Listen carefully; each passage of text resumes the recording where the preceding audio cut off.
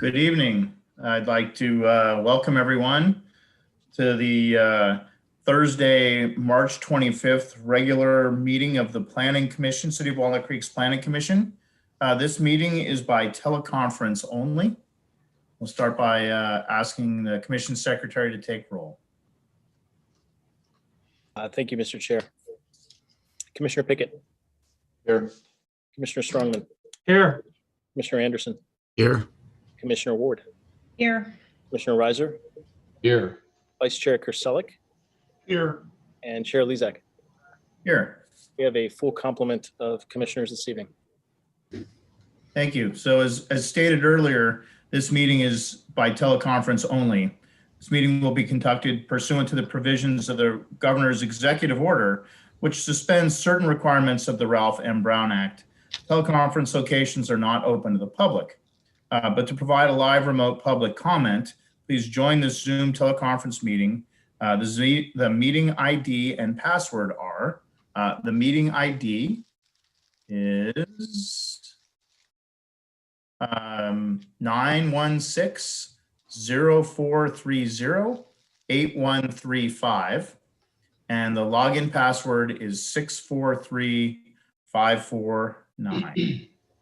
When the chair opens a public comment period, please use the raise hand feature, which will alert staff and the commissioners that you have a public comment you'd like to provide. Please wait your turn, and once brought into the meeting, state your name for the record. At that point, you'll have 3 minutes to make your remarks. So with that, we'll move into the first item of our agenda, which is the welcome roll call and the election of the chair, vice chair. Commission Secretary. Thank you, Mr. Chair. At the first meeting every March, we elect a new chair and subsequently vice chair. Obviously, our first meeting of this month was canceled due to a lack of business. However, we are gathered here tonight. And in terms of the election of a chair, it's typically conducted by a motion by one of the members, a second, and then we take a vote. So I suppose at this time, if there are any motions to entertain, now would be the time. Go ahead, Commissioner Ward. I'd like to make a motion to nominate Commissioner Kerselik to be chair of the commission, please. I'll second that. Okay, we have a motion by Commissioner Ward to nominate Commissioner Kerselik as chair. It was seconded by Commissioner Pickett. I'll take a roll call. Commissioner Ward. Yes. Commissioner Pickett. Yes. Commissioner Anderson. Yes. Commissioner Reiser. Yes. Commissioner Kerselik. Yes. And former Chair Lezak. Yes. The ayes have it 7-0. And Don't forget Commissioner Strongman, who I think I somehow apologize. was accidentally skipped over. It's just because the things rearrange this all the time. Yes. Thank you. I apologize for that oversight. The ayes have it 7-0 unanimously. And at this point, we'll change the nameplates to reflect the promotion, if you will, from vice chair to chair for Commissioner Kerselik. Now we now have a selection of our vice chair, again, similarly by motion and second. Oh, there. At this point is the Chair Kerselik's meeting to run. Chair. Go ahead, Commissioner Ward. Since I'm on a roll, I'd like to nominate Commissioner Reiser to be our vice chair, please. Second. We have a motion and a second. Commission Secretary, can you call the roll? Certainly. Thank you, Mr. Chair. Commissioner Ward, Yes. Commissioner Strongman, Yes. Commissioner Pickett, Yes. Commissioner Anderson, Yes. Commissioner Reiser, Yes. Commissioner Lezak, Yes. and Chair Kerselik. Yes. The ayes have it 7-0. Congratulations to Commissioner Reiser, our new vice chair. Congrats. Our next order of business will be the consent calendar. Commission Secretary, is there anything on the calendar? There are no items this evening, Mr. Chair. Thank you. We will then move on to the next item, which is public communication. This portion of the meeting is reserved for comment on items not on the agenda. And under the Brown Act, the Commission cannot act on items raised during public communication, but may respond briefly to statements made or questions posed, request clarification, or refer the item to staff. Is there any member of the public that wishes to provide public communications at this time? If so, please use the raised hand feature or press *9 if you would like to provide a public comment. Commission Secretary. Do you see anybody? We have been monitoring the attendee list and no one has raised their hand, nor do we receive any written communications, and therefore no one wishes to speak during public communication, Mr. Chair. Thank you. We'll then move on to the next item, which is public hearings. This evening, we have one public hearing. It is for Muir Oncology Temporary Image Trailering, Special Use Permit, application Y20076. And I believe we have a presentation from our very famous Mr. Alan C. Good evening, Mr. Chair. My name is Alan Carrion, staff planner with the city of Walnut Creek. I'm going to go ahead and share my screen at this time.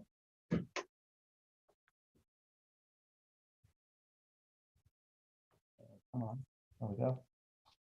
Okay, again, good evening. This is a special use permit application, number Y20-076 for a Muir Oncology temporary imaging trailer proposed at the Lennon Office Park. The address range of Lennon Office Park is 500 to 590 Lennon Lane. The project is seeking a special use permit. The applicant is Dr. Michael Sherman of Contra Costa Oncology.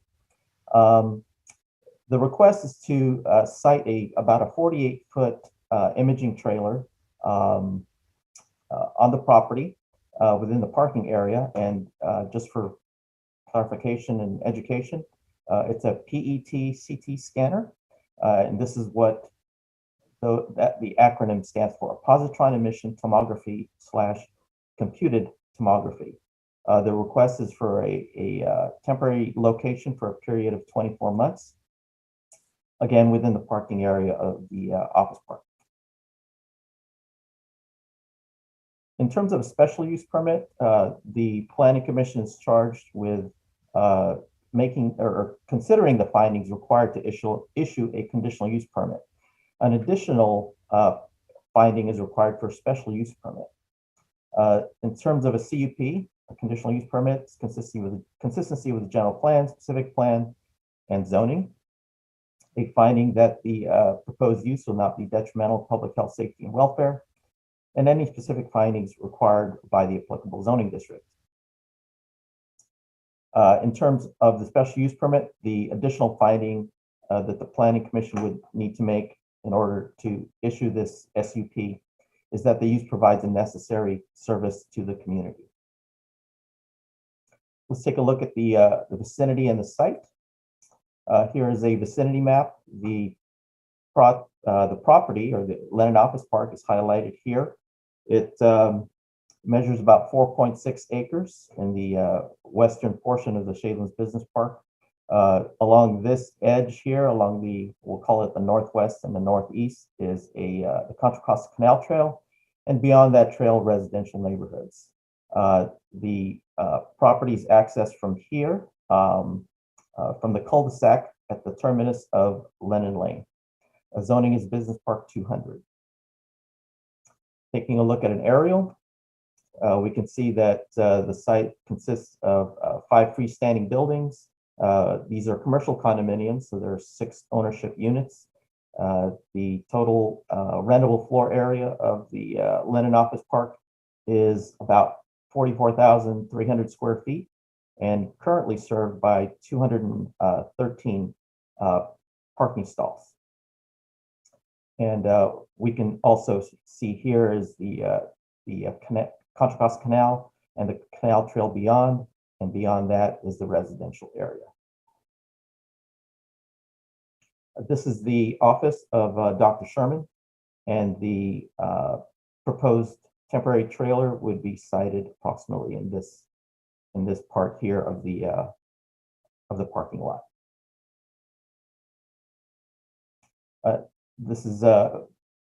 This photograph illustrates the area proposed to be occupied by the trailer, and as we can see here, it would consume probably or take about 8 or 9 stalls, and beyond that is 575 Lennon Lane, where it's stated in the staff report where the permanent PET-CT scanner would be constructed.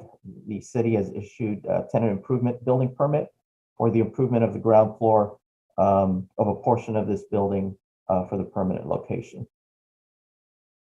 Directly across from the proposed trailer location is Contra Costa Oncology, again, Dr. Sherman's office. Taking a look at the proposed plan, we can see in yellow here, the proposed location. It would maintain a setback from the property line. The trailer would be connected to land power via a transformer. And instead of traffic cones, this would be steel bollards necessary to protect electrical equipment. That would include a transformer and a meter pedestal. And here we can see Dr. Sherman's practice. The trailer would be located within the stalls and preserve the required drive aisle width here to allow vehicles to circulate. We take a look at the trailer itself. This is a side view on the right side. It does have pop-outs. A pop-out here, we'll take a look at that in plan. It's also equipped with an air conditioning unit to control the temperature, some optional scene lights here, basically to illuminate the staircase that's required to enter the facility. The trailer is also equipped with a lift mechanism. Our building division has reviewed this and is requiring through the conditions of approval that this trailer be ADA accessible. Taking a look at the plan of the trailer, we can see here the actual scanner and the control room. And if we, I don't know if anybody took a really detailed look, probably did. We can see here that the walls of the trailer, and I assume the floor also, is lead lined to insulate the trailer from emitting radiation beyond the confines. The specifications, for example, is a 1/4 inch lead here, 1/16 inch thick lead here, and we can see those details on the floor plan here. Okay, and even the floor, the wall, and the corner seams have overlapping lead. In staff's analysis, took a look at site compatibility, neighborhood compatibility, potential effect on public health, safety, and welfare, and also evaluated the necessity of this service under the SUP provisions. In terms of site and neighborhood compatibility, we maintain adequate clearances. Again, maintain vehicular clearance for the drive aisle. Include adequate parking supply. Based on the existing uses, requires 186 parking stalls. The site has 213. That would be going down to 205 because of the occupancy of the trailer of several stalls. But in any case, would result in 19 surplus stalls based on parking ratio of 1 per 200 for medical office and 1 per 250 of all other uses that are allowed in the park. So that would comply with zoning requirements. To that end, the applicant has also entered into a signed agreement with the business owners and ownership group called the Cul-de-sac Association, and that agreement was included in the staff report package as an attachment for your review. In terms of noise generation, we can look at this as an air conditioner, generating the noise to control temperatures.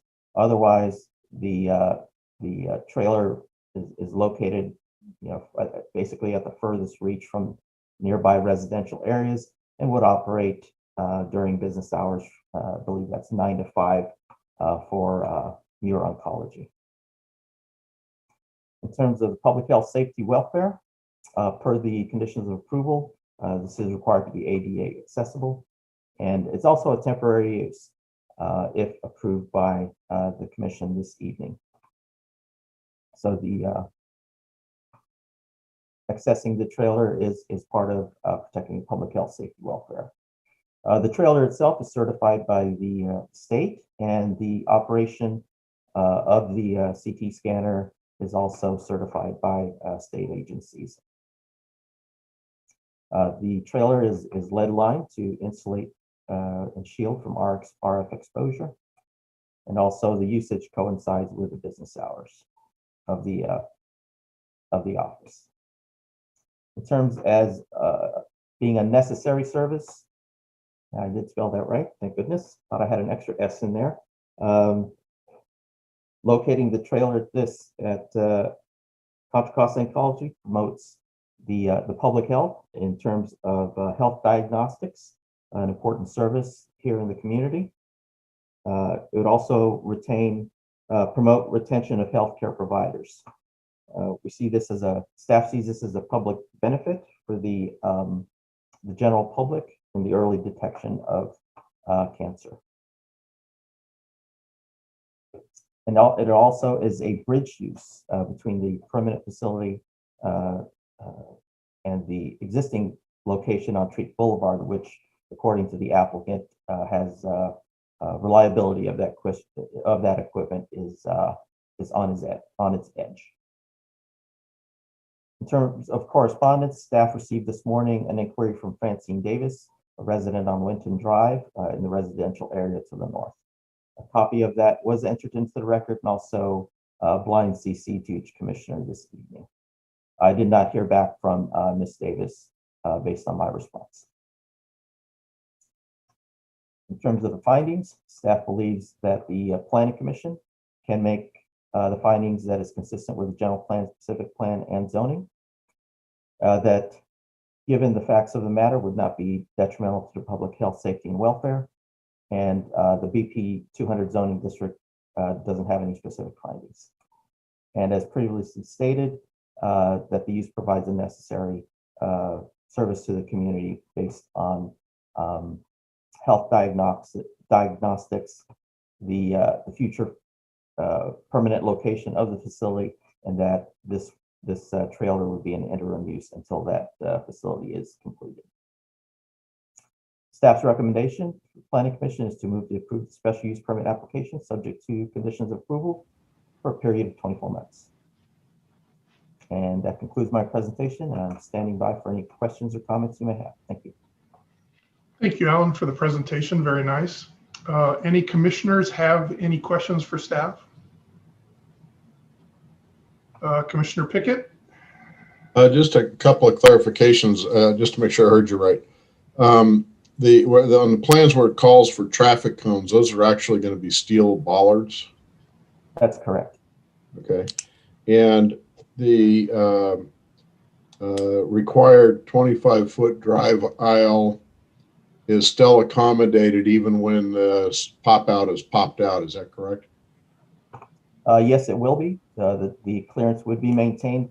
The main issue with the pop out doesn't pop out that far as to interfere with the drive aisle. But one of the issues that staff encountered on this review is the stairs that were proposed, which were impinging upon that clearance. So our building division reviewed the plans, and it's highly likely that unless the applicant can find a ready-made, essentially, staircase compliant with ADA, that the stair system would be stick-built. Stair system would be what? Stick-built, or Okay. yeah. Okay. And so that'll be built in place. Correct. And that will, did you say that will impinge on the 25-foot drive aisle clearance? It would not. It would not. Would okay. Not. No. Great. That's all I had questions about. Thank you. Commissioner Anderson, I believe you had some question. Yes. I I understand that vehicle-based facilities, I assume the definition of that is something which has got wheels and could fairly quickly be driven off. Is that a Yes. fairly good description? Okay. So the prohibition of such facilities in the business park zoning district, is that what is kind of requiring the special use permit? Well, vehicle-based operations, for example, a food truck is technically not allowed anywhere in the city. That's why those items the commission can consider those applications under an SUP. It provides a necessary service to the public. So with But the other- distinct, go ahead. But otherwise, it would not be permitted, and that's why we're here this evening. So is the distinction between this proposed facility and food trucks, for example, that sort of thing, is that it's not intended to be driven in and out every day or a couple of times a day. It's going to be driven in, it's going to sit there for a year or two and then be driven out. That's correct. So At it's sort of, in practical terms, it's more like a temporary structure rather than a vehicle-based structure. Yes, you could look at it that way, certainly. There's an adage that among planners that there's nothing more permanent than a temporary structure. And so the allowance here is to potentially allow them under the special use permit with a timeline expiration to provide the community and the city certainty that once that period is concluded, that the item is that the use or the item is removed from the site. And if the permanent oncology facility is not ready in 24 months, would that be a question of just coming back to the commission and getting another 6 months or another year? That's correct. Yes. Thank you. Commissioner Lezak? Hi, Alan. Thank you for the presentation and information. All very helpful, and a lot of my questions have been answered, but I have a question about the relevance of a agreement with the owners association to the issuance of a use permit. So what I mean by that is there's no condition in the use permit that says that there needs to be an agreement with the underlying owners association. And I note that the agreement that you provided with the owners association expires in January of 2022, which is clearly a different timeline from the use permit expiration date. So my question is, can we issue a use permit through April of 23 or whatever that date was, if there is no underlying agreement that gets you to that date, and or does our use permit need in any way to be revised to reflect that an agreement be in place, or is it true, or instead would it be true that we could have a use permit in place that runs with the land through April 2023, and it being the private agreement between the owner and the association to determine when that agreement would expire, and if they needed to, they would have to remove the facility prior to the use permit expiration date merely because their agreement date expires? Yeah, that would fall under the later or the latter that you had stated. The effect of the agreement is private, and the city isn't party to it. It would be the Dr. Sherman's responsibility to extend that with the ownership group. It would not affect the use permit. However, it's in Dr. Sherman's best interest to perhaps renew that to keep it in place. That was provided to the city for information to allow the city staff to have the understanding that everybody affected or everybody in the party to the Lennon Office Park is on board with it. So a corollary to that question is therefore Dr. Sherman as the applicant, the underlying property owner of the property, in question. And the reason I'm asking that question is if not, if the association is the owner of the property, how can Dr. Sherman get a use permit for a property that would run with the land and not be subject to the conditions of that ownership group?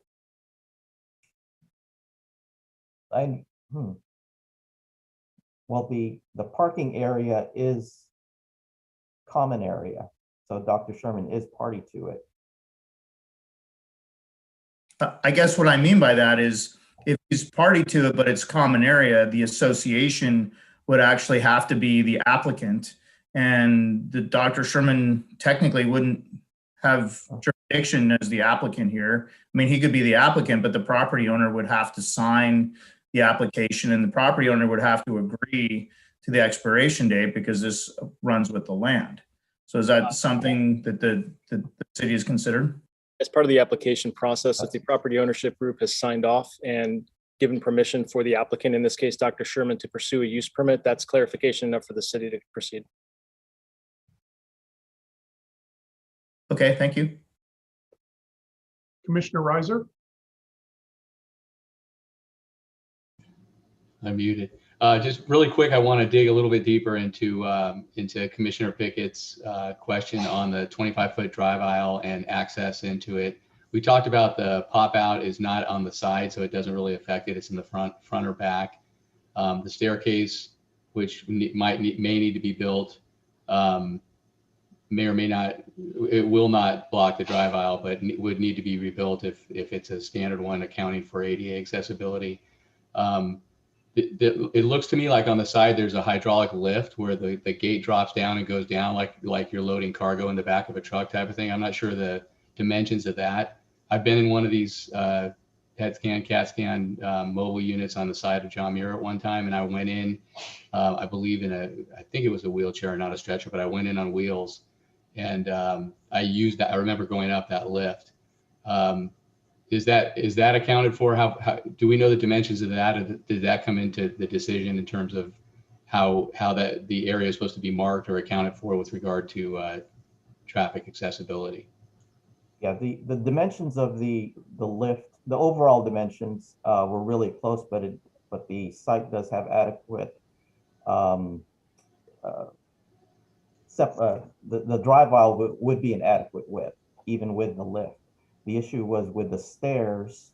The issue with the stock stairs is that it is oriented laterally to the trailer, and those stairs, according to ADA, has to have a certain size landing, and the landing was the issue. So my understanding is that the trailer doesn't have, or typically doesn't have a staircase which you go up 2 stairs, turn right, or however many stairs it is. It doesn't turn 90 degrees. It's only straight out from the side. And the pop outs it has pop outs on the side like a RV camper. If I could add, Vice Chair Razor, all of this has been checked with our building division to ensure ADA compliance, and we will ensure on the planning staff that none of this encroaches upon the drive aisle, so we ensure a 25-foot minimum width for circulation. So we have checked all that before bringing it to the commission, so we feel fairly confident that the trailer will be completely compliant. It will abide by zoning rules and ADA compliance. Okay. And then this may be a question for Dr. Sherman, but just from a operational or practical use, does a patient coming for this particular scan check in with the office, is escorted across the street, across the parking lot to this, or will there be some sort of like reception type office where they would simply go to the trailer, check in and get their CAT scan services and leave type of thing? Does that make sense, that question? Yes, I'm going to defer to Dr. Sherman on that. Okay. I unmuted myself, if that's okay. Sure. Hold on. So yes, they would check into my main office. That's actually where the patients come when they're scheduled to have the scans done. They are done. It's done through my office there. So it's not like it'd be a surprise if they show up in the parking lot and say, "Oh, is that where I'm supposed to go?" So no, they would check in there. There's reception for both the medical practice and the imaging facility, along with restrooms, et cetera, would be right there to answer that question.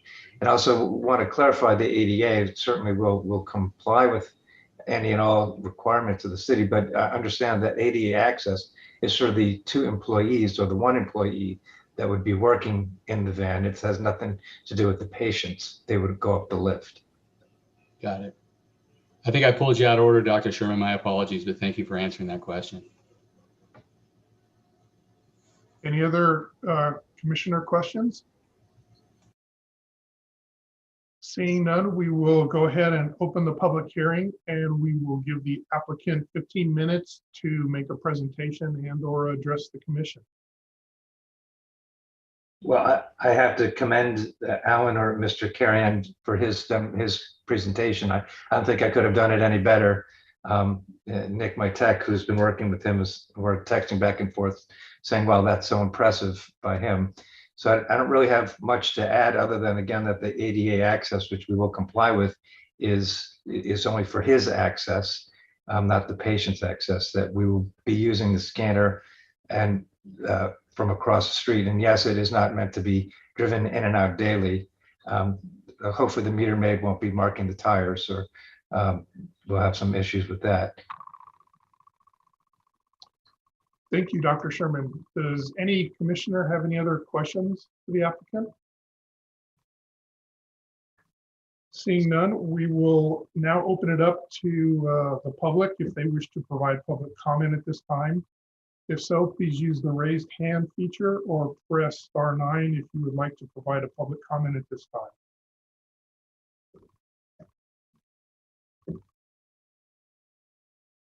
Mr. Chair, I'm not seeing anyone appearing on the attendee list from the public. And having double checked with my colleague, there appear to be no written comments on this item. So I venture to say there's no public comment. Thank you. One last chance. Any commissioners have any follow-up questions for the applicant? Seeing none, I will go ahead and close the public hearing and bring it to the commissioners. If anybody would like to provide any thoughts, comments, or make a motion on the item. Commissioner Lezak. I'd like to motion approval of the Muir Oncology Temporary PET CT Imaging Trailer Special Use Permit Application number Y20-092, 500 to 590 Lennon Lane. Second. We have a second from Mr. Strongman. Thank you both. Thank you. Secretary, you get to call the roll. Thank you, Chair Kerselik. Commissioner Lezak, Yes. Commissioner Strongman, Yes. Commissioner Pickett, Yes. Vice Chair Reiser, Yes. Commissioner Ward, Yes. Commissioner Anderson, Yes. and Chair Kerselik. Yes. The ayes have it 7-0. The use permit, special use permit is approved. Thank you. Thank you, Alan. Thank you, Dr. Sherman. Thank Chair you all. Kerselik, if I could interrupt just for 2 seconds, if I might, before this item concludes, I want to take a moment to recognize the services that Alan Carrion has provided to the city for almost 2 decades or more. Alan will be retiring on April 20th, and so I believe this will be the last time that he appears before this body.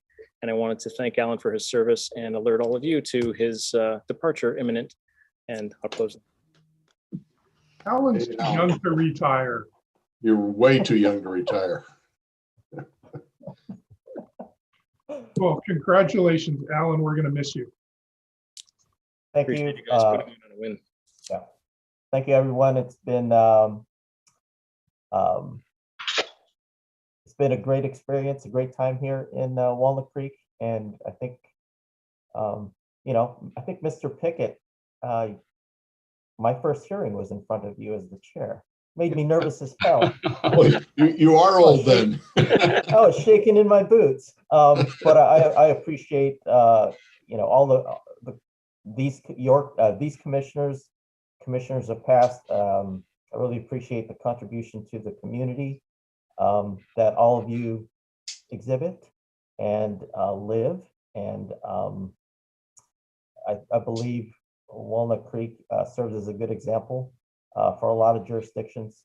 and certainly it's community members such as yourselves who every day, every second and fourth Thursday, and many more hours, many more days and hours spend making the community a better place to live, work, and play. So I thank you for your public service. Thank you, Alan. Thanks, Alan. Thank you, Alan. Congratulations, Alan. Okay, we will move on to the next item on the agenda, commission considerations. Are there any items? There are none this evening, Mr. Chair. Thank you. Then we'll move on to commission member and staff reports or announcements. We've already heard from Alan the bad news. Any other announcements from staff that we should know of? There are no other announcements at present. We have nothing further. Seeing none, we will adjourn the meeting at 7:36 p.m. Thank you all. Enjoy the weekend. Thanks, everyone. Alan, we'll see you on the race course somewhere. Exactly. Thank you all. All Thanks, right, all. see you guys. Best to you, Alan.